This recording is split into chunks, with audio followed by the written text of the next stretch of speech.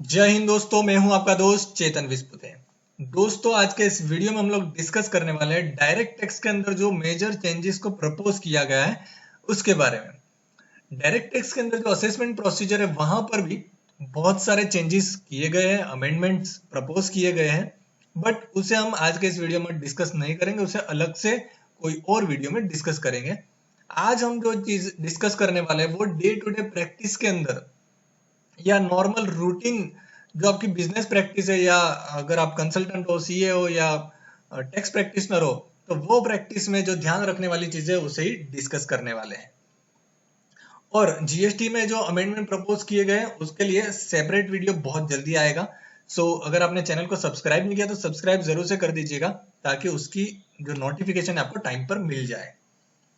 सबसे पहले हम डिस्कस करेंगे section 36 of the income tax act. यहां पर एक्सप्लेनेशन 1 के बाद में एक्सप्लेनेशन 2 ऐड किया है सब सेक्शन 1 क्लोज 5A के नीचे। अब सबसे पहले section 36 sub section 1 close 5A है क्या? ईएसआई पीएफ का जो पेमेंट करना होता है वो अगर टाइम पर पे नहीं किया तो वो डिसअलाउ हो जाता है। अब यहाँ पर एक क्लियरिफिकेशन की जरूरत थी। जो ड्यू डेट है, जो टाइम, कितने टाइम तक पे कर देना है, वो क्लियरिफिकेशन नहीं था। हालांकि एक सिमिलर प्रोविजन था सेक्शन 43B के अंदर, और वहां पे ड्यू डेट को मेंशन किया गया था कि आईटीआर फाइलिंग की ड्यू डेट के पहले पहले अगर फाइल कर दिया है तो वो अलाउ हो जाएगा। बट बहुत सारे हाई कोर्ट का ये भी जजमेंट था कि सेक्शन 36 और सेक्शन 43B जो है वो डिफरेंट है, दोनों की ड्यू डेट आप मिक्स नहीं कर सकते हो। सेक्शन 36 सबसेक्शन 1 क्लोज 5A के अंदर ड्यू डेट का कोई रेफरेंस नहीं था। इसीलिए कई हाई कोर्ट ने, जैसे राजस्थान हाई कोर्ट ने अभी रिसेंटली 2020 में, फिर गुजरात हाई कोर्ट ने भी एसएससी के फेवर में डिसीजन दिया था और कहा था कि जो ड्यू डेट है वो यहां पर भी आईटीआर फाइलिंग की जो ड्यू डेट है उसे कंसीडर किया जाए। बट ये एक्सप्लेनेशन ऐड करने से जो हाई कोर्ट के जो रूल थे, जो जजमेंट है, वो सारे अभी नलीफाई मतलब उनको तो अभी हो गया होगा, बट वो अब कैंसिल हो जाएंगे, उसका रेफरेंस आप फ्यूचर में कहीं यूज नहीं कर पाओगे। अब यहाँ पर क्लियरली क्या कह दिया गया है, जो ड्यू डेट है वो ईएसआई पीएफ का जो आप पेमेंट करोगे वो ड्यू डेट, यानी कि जैसे अभी ये जनवरी चल रहा है, जनवरी का जो पेमेंट की ड्यू डेट है नेक्स्ट मंथ की 15 फरवरी तक अगर पे करना है, तो 15 फरवरी तक पे नहीं किया तो एक्सपेंडिचर डिसअलाउ हो जाएगा। उसके बाद में किया, एक दिन भी लेट पेमेंट किया तो भी डिसअलाउ हो जाएगा। एक बार एक्सप्लेनेशन पढ़ लेते हैं। For the removal of doubt, it is hereby clarified that the provision of section 43B shall not apply and shall be deemed never be have been applied for the purpose of determining the due date under this clause। और similar जो explanation है वो section 43B के अंदर भी add कर दिया गया है। नेक्स्ट ईयर जब आप टैक्स ऑडिट फाइल करोगे तब यहाँ पर आपको ये सेक्शन का ध्यान रखना होगा कि ड्यू डेट का भी मीनिंग चेंज कर दिया गया है, specially for the purpose of section 36 subsection 1 close 5A के लिए। अगला है सेक्शन 43CA। यहां पर भी स्टैम्प ड्यूटी वैल्यू से कम का अगर कोई सेल करता है, उस केस में असेसिंग ऑफिसर के पास राइट है कि वो एक असेसेबल वैल्यू कैलकुलेट करे, और वहां पर पहले अमाउंट था 110%, अब उसे बढ़ाकर 120% कर दिया गया है। लेकिन कंडीशन दी गई है, ये कंडीशन फुलफिल होगी तो ही 120%, अदरवाइज 110% ही लागू रहेगा। कंडीशन क्या है? The transfer of such residential unit take place during the period beginning from the 12th day of the November 2020 and ending on the 30th June 20। ये एक सनसेट क्लोज जैसा है, थोड़े से पीरियड के लिए है। फिर दूसरी कंडीशन है, such transfer is by way of first time allotment of the residential unit to any person and the consideration received और accrued as a result of such transfer does not exceed 2 crore rupees. तो तीनों condition fulfil होनी चाहिए। ये sunset close था, छोटा सा ही था ये। फ्यूचर में सभी के लिए एप्लीकेबल नहीं रहेगा, सिर्फ इन लोगों के लिए और ये वाले पीरियड के लिए ही रहेगा, 30 जून 2021 तक।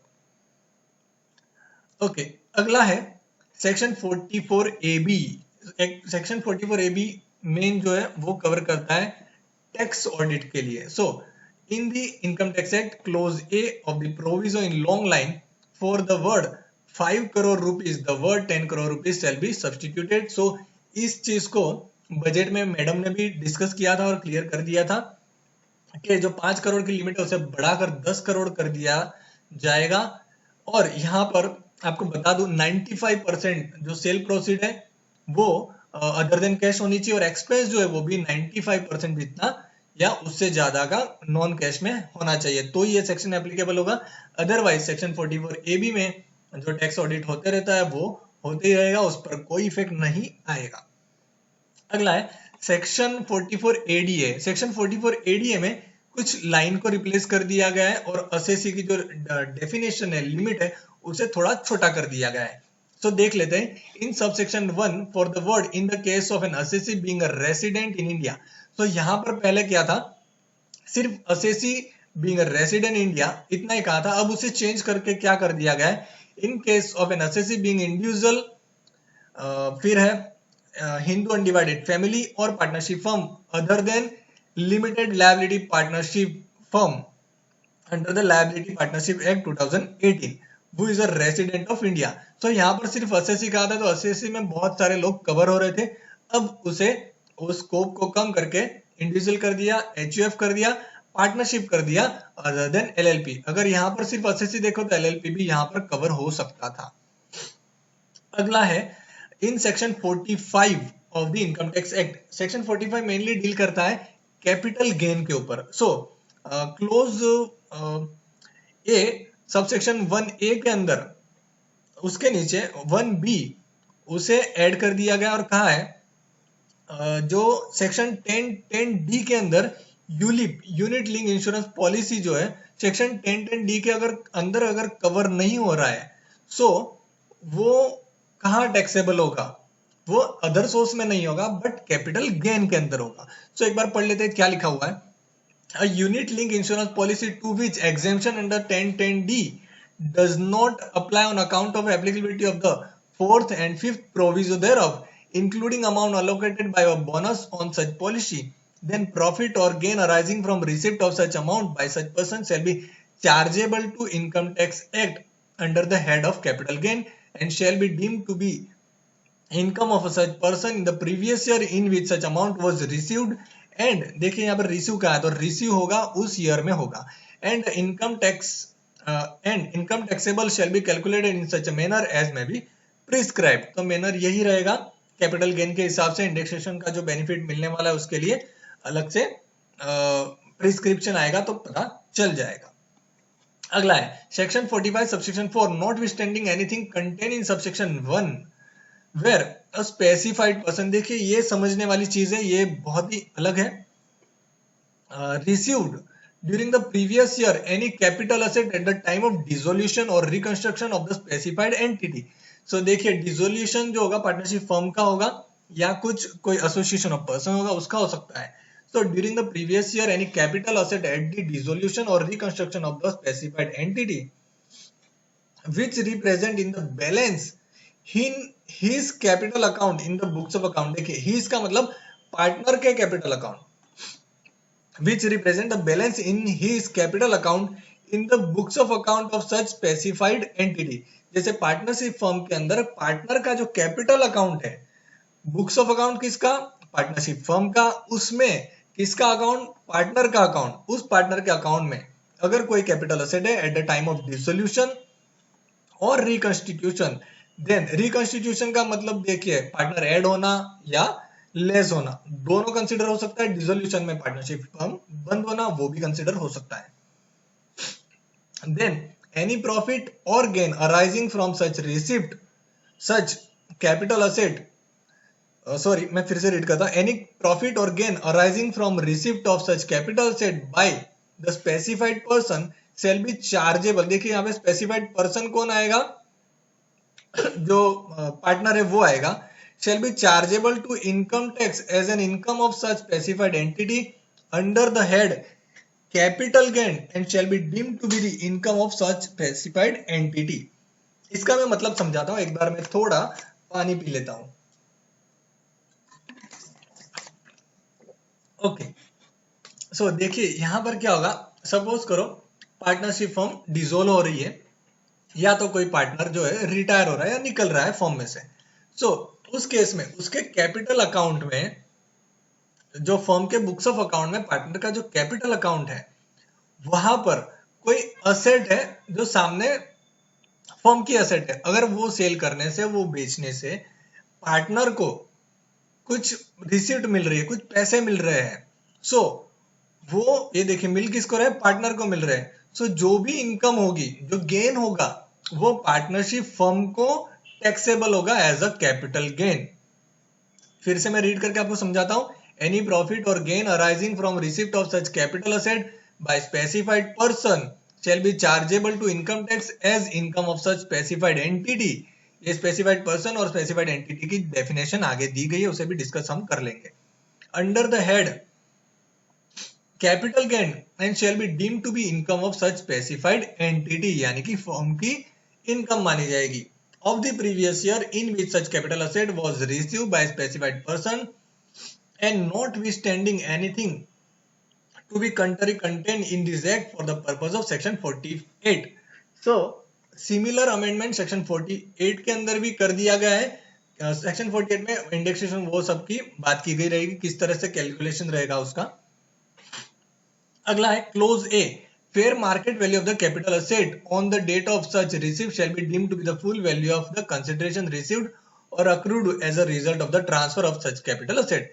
सो जिस दिन ट्रांसफर होगा उस दिन की फेयर मार्केट वैल्यू से कंसीडर की जाएगी। एंड अगला है the cost of acquisition of capital asset क्या रहेगा, shall be determined in accordance with the provision of this chapter.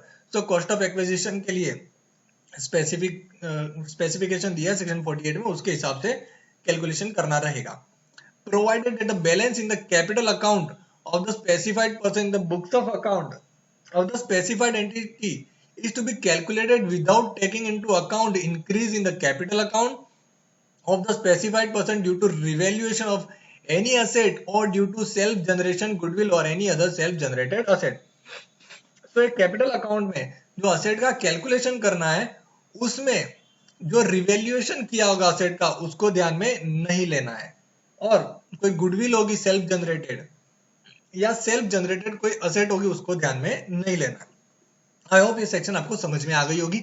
अगर डाउट है तो प्लीज कमेंट कीजिएगा, मैं रिप्लाई करने की जरूर कोशिश करूंगा, या तो फिर बायो में मेरी जो ईमेल आईडी मैंने दी है आप मेल कीजिए, मैं डिस्कशन के लिए रेडी रहूंगा एज एंड व्हेन मुझे भी टाइम मिले तो। ओके, अगला है क्लोज फॉर ए।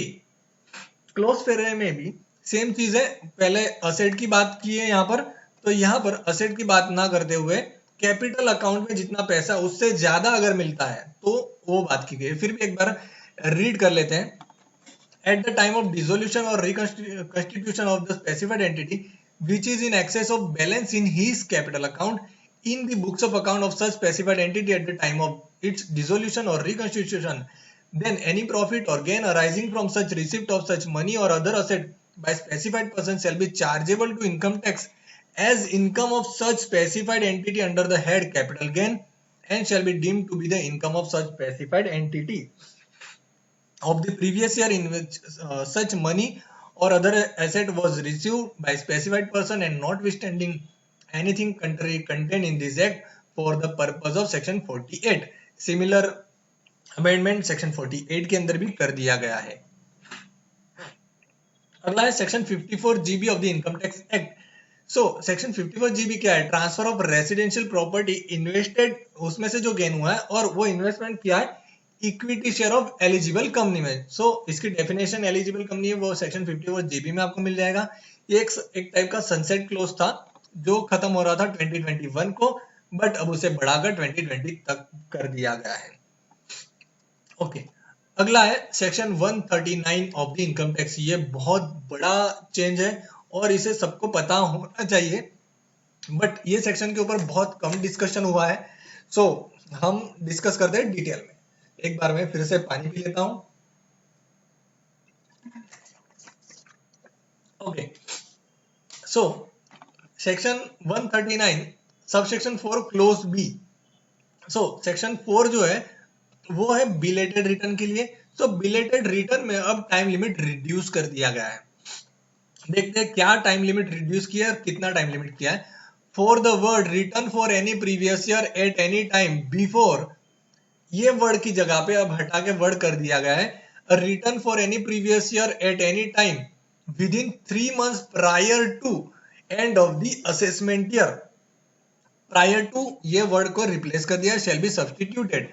यानी कि अब अगर आप सेक्शन 139 सब्स्टिट्यूशन 4 ओपन करो और क्लोज बी अगर आप देखोगे, वहां पर आपको कंडीशन दिखेगी बिलेटेड रिटर्न की कि before end of the assessment year आपको बिलेटेड रिटर्न है फाइल कर देना है। बट ये before eight any time before end of the assessment year, अब एनी टाइम की जगह पे कर दिया है प्रायर टू 3 months, यानी कि असेसमेंट ईयर एंड होता है उसके 3 महीने पहले पहले खत्म हो जाना चाहिए। सो इसका मैं आपको एग्जांपल के साथ समझाता हूं। सपोज करो ये फाइनेंशियल ईयर जो भी चल रहा है, सॉरी फाइनेंशियल ईयर नहीं, असेसमेंट ईयर, जिसका अभी हम लोग असेसमेंट ईयर 2021 का जो रिटर्न फाइल कर रहे हैं उसकी आखिरी डेट है मार्च। अब मार्च के 31 मार्च है, तो उसकी जगह पे 3 महीने पहले यानी कि 31 दिसंबर के पहले पहले बी लेटेड रिटर्न फाइल हो जाना चाहिए। एकदम क्लियर मीनिंग अगर समझाऊं तो जैसे ही फाइनेंशियल ईयर एंड हुआ, मैक्सिमम 9 महीने आपको मिलेंगे रिटर्न फाइलिंग के लिए, यानी कि 31 दिसंबर जो रहेगी वो अब लास्ट डेट रहेगी। पहले 31 मार्च तक लोग रिटर्न फाइल कर सकते थे, अब 31 दिसंबर तक ही बिलेटेड रिटर्न फाइल हो पाएगा।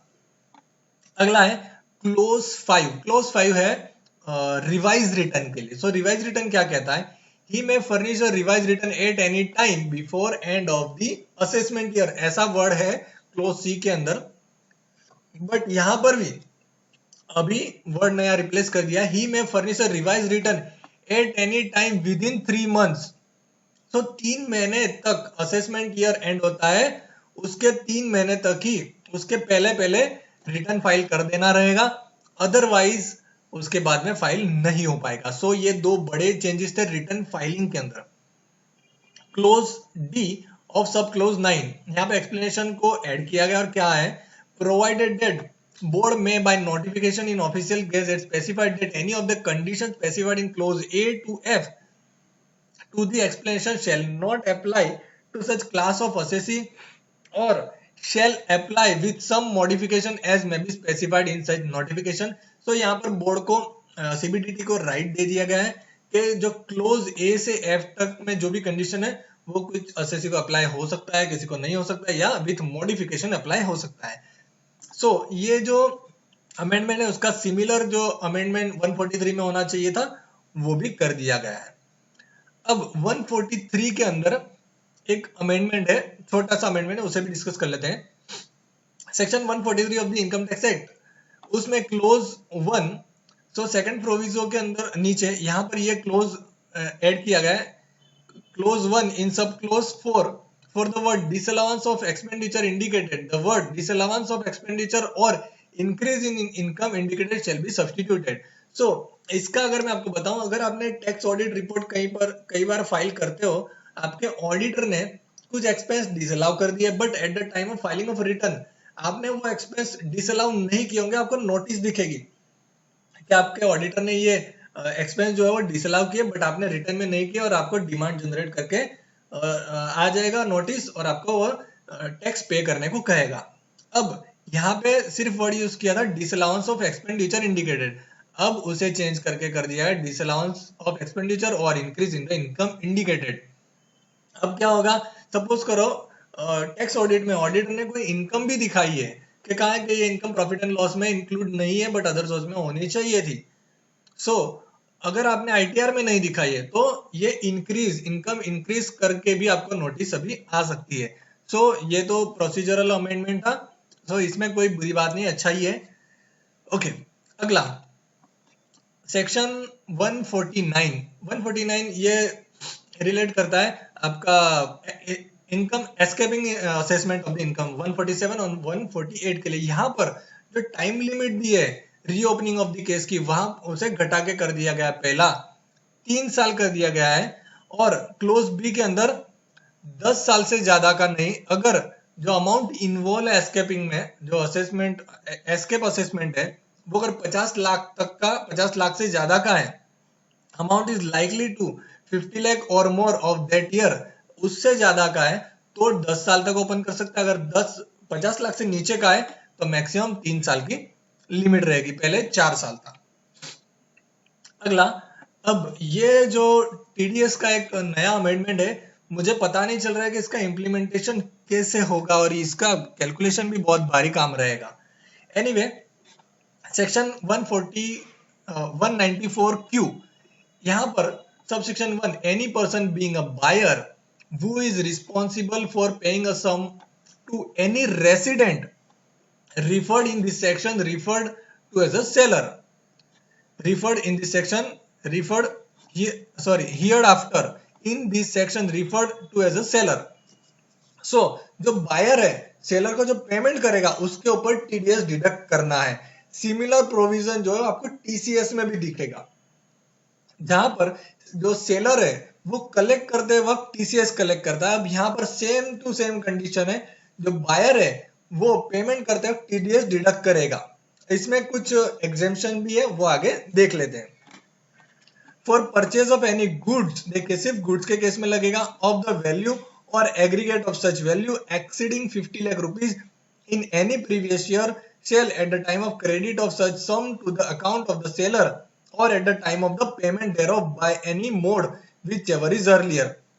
देखिए जो टीसीएस की जो प्रोविजन है वो प्रोविजन और टीडीएस की ये जो प्रोविजन है 194Q, इन दोनों में बेसिक डिफरेंस क्या है? यहाँ पर क्या कहा है, अगर क्रेडिट भी करता है या पेमेंट करता है, दोनों में से जो पहले कर रहा है उस टाइम पे आपको टीडीएस डिडक्ट कर लेना है at the rate of equal to 0.1% of such amount exceeding 50 lakh rupees as per income tax act.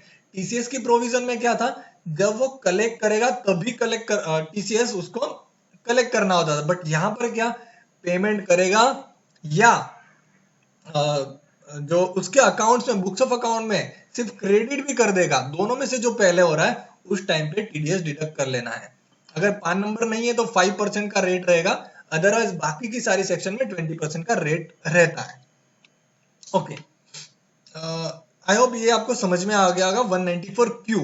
अब एग्जेम्पशन क्या है वो देख लेते हैं। For the purpose of this subsection, buyer means a person whose total sales, gross receipt और turnover from the business carried on by him exceeds 10 crore rupees during the financial year immediately preceding the financial year in which the purchase of the goods is carried out, not being a person as the central government may by notification in official gazette specified for this purpose subject to condition as may be specified therein।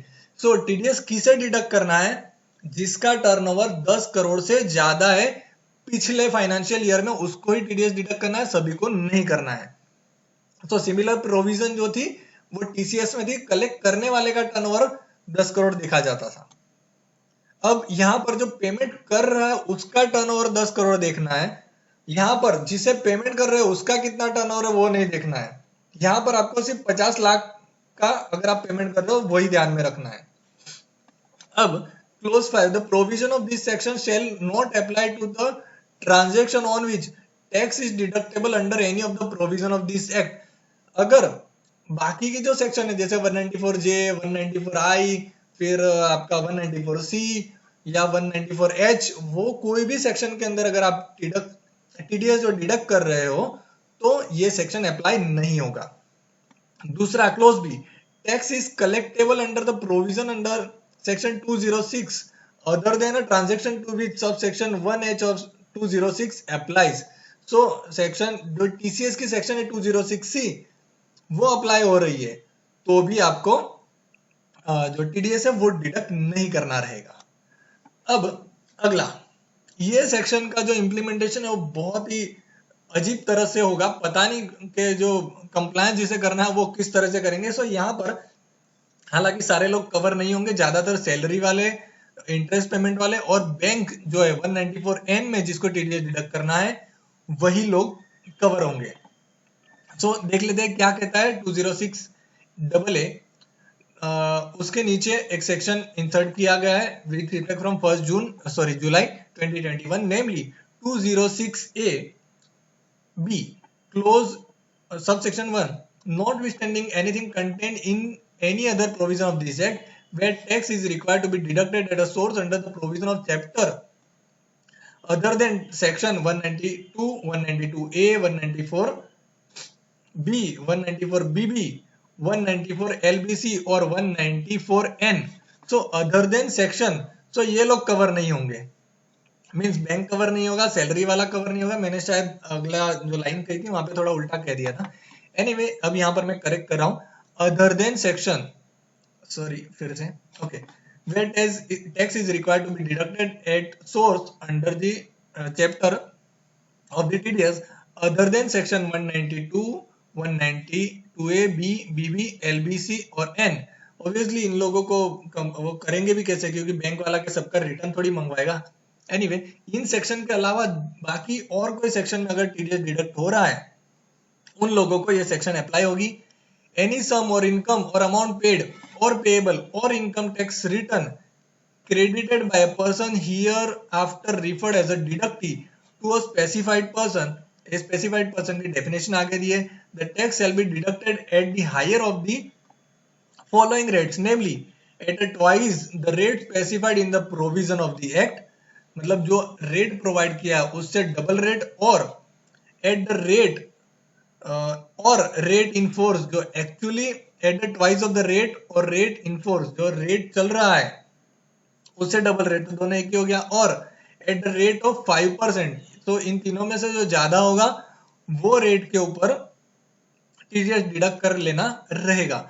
ध्यान देने वाली बात है, फिर से मैं repeat कर रहा हूं, इन सेक्शन के अलावा बाकी की जो सेक्शन है उनको रहेगा, other than section this, right.